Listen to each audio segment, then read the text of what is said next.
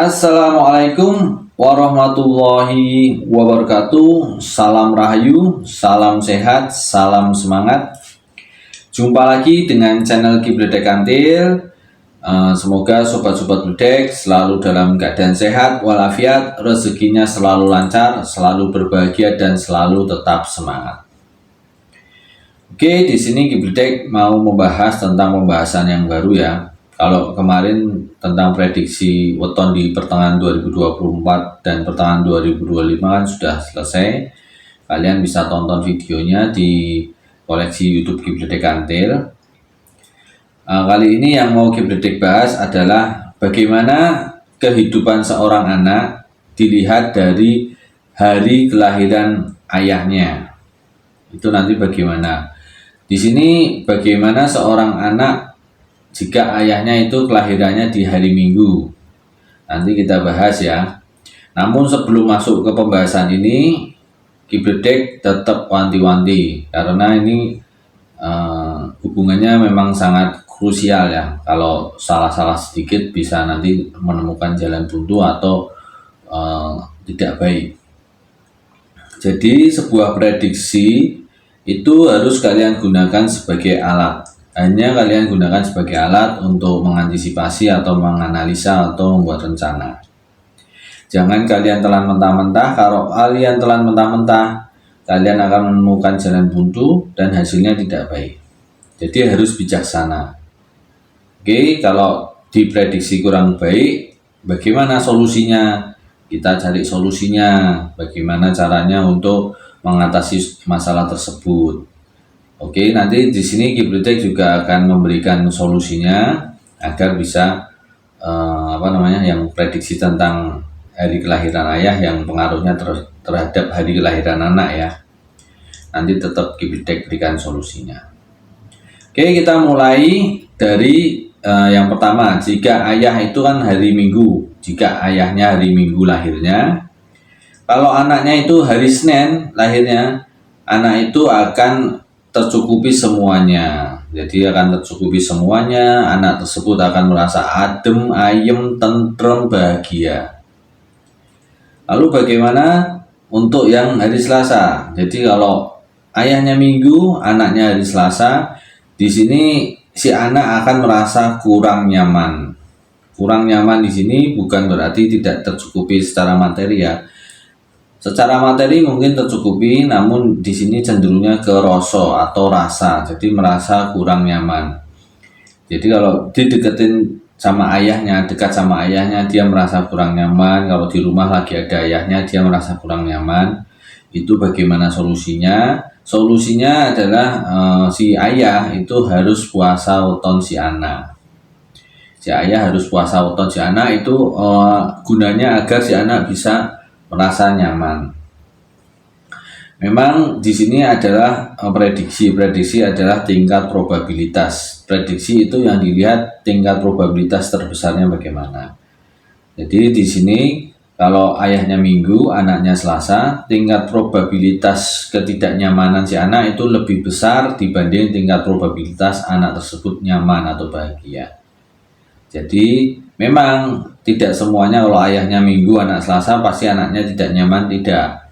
Itu tidak begitu. Cuman tingkat probabilitasnya memang lebih besar gitu. Jadi biasanya kalau memang anaknya tidak nyaman, solusinya si ayah itu harus puasa weton si anak tersebut.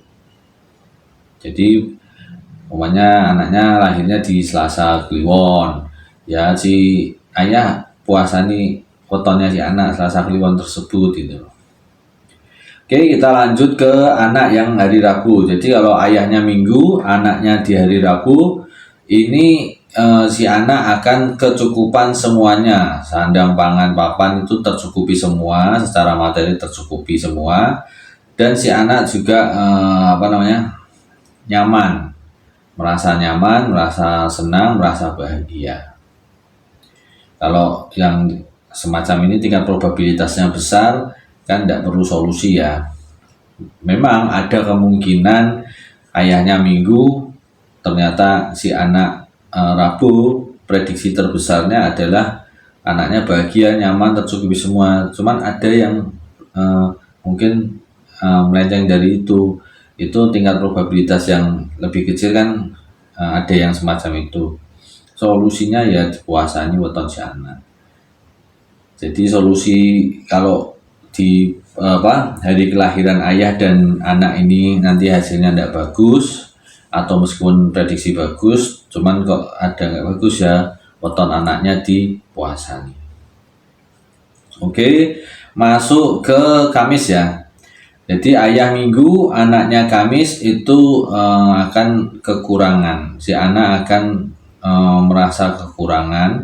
Memang di sini hubungannya sama rasa ya, rasa kekurangan. Jadi di sini rasa kekurangan itu cenderung ke materi, Kalau materi itu juga akan berbeda-beda karena ini memang dirasa perasaan si anak.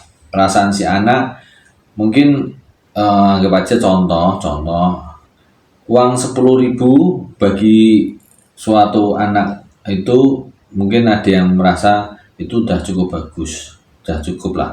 Namun ada yang merasa itu kekurangan. Jadi faktor buminya ini juga sangat pengaruh. Jadi faktor bumi itu di kehidupan mana atau di lingkungan mana itu anak terlahir. Jadi meskipun kalau kalangan menengah ke bawah semuanya anak dikasih 10.000 udah cukup. Namun kalau dari kalangan menengah ke atas 10.000 itu sangat kurang. Yang cukup itu mungkin 100.000 atau 1 juta. Namun bukan di situnya. Di sini anak itu merasa kekurangan meskipun mungkin dia dari kalangan menengah ke bawah ya. Dikasih 10.000 dia akan merasa kekurangan terus. Begitu juga kalau di menengah ke atas dikasih 100.000 atau 1 juta yang harusnya itu sudah cukup, tapi dia tetap merasa kekurangan terus. Jadi ini si bapak itu tetap harus puasa weton si anak. Gunanya puasa si weton anak adalah untuk memutar energi atau pertukaran energi agar si anak itu bisa, yang tadinya ada negatifnya antara bapak dan anak ini kalau bergabung negatif lebih besar, itu agar bisa positif. Yang tadinya merasa kekurangan maka bisa merasa cukup dan sebagainya. Oke, habis Kamis kita masuk ke Jumat. Di hari Jumat, anak lahir di hari Jumat, bapaknya di hari Minggu. Jadi Minggu dan Jumat, bapak Minggu, anak Jumat.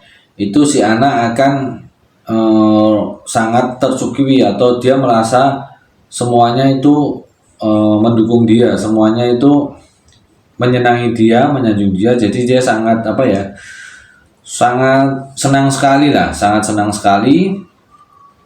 Dia juga merasa orang lain juga memperhatikan dia, menyayangi dia, menghormati dia gitu.